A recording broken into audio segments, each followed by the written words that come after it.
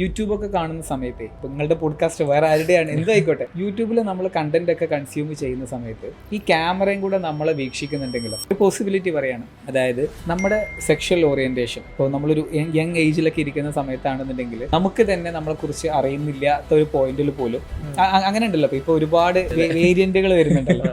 അപ്പോൾ നമ്മൾ അതിനകത്ത് പോലും ഈ യൂട്യൂബിന് നമ്മളെ പറ്റി മുന്നേ അറിയാൻ പറ്റും എന്ന് പറഞ്ഞിട്ട് ഹരാരിയുടെ ഒരു വീഡിയോ ഉണ്ട്, യുവാൽ നോവ ഹരാരി. പുള്ളി പറയുന്നത് എന്താണെന്ന് വെച്ച് കഴിഞ്ഞാൽ, സാപ്പിയൻസ് എഴുതിയ പുള്ളി പറയുന്നത് എന്താണെന്ന് വെച്ച് കഴിഞ്ഞാൽ, യൂട്യൂബിന് എന്തറിയാം, നമ്മൾ ഏത് സമയത്താണ് ഒരു വീഡിയോ പോസ്റ്റ് ചെയ്യുന്നത്, ഏത് സമയത്താണ് റിപ്പീറ്റ് ചെയ്ത് കാണുന്നത്, ഏത് ടൈപ്പ് ഓഫ് വീഡിയോസ് ആണ് കാണുന്നത്. അത് വെച്ചിട്ട് വേണമെന്നുണ്ടെങ്കിൽ യൂട്യൂബിന് ഒരു ആണ് വരുന്ന പരസ്യമാണോ വേണ്ടത്, അല്ലെങ്കിൽ പെണ്ണ് വരുന്ന പരസ്യത്തിലാണോ നമ്മുടെ അടുത്ത് നിന്ന് ഒരു ബെറ്റർ കസ്റ്റമറെ ഉണ്ടാക്കാൻ പറ്റുക എന്നുള്ള സാധനമൊക്കെ പറയുന്നത്. അപ്പോൾ ഇതൊരു ഡാറ്റാ ബേസ്ഡ് ഡിസിഷൻ മേക്കിങ്ങിന്റെ ഒരു എക്സാമ്പിൾ ആണ്.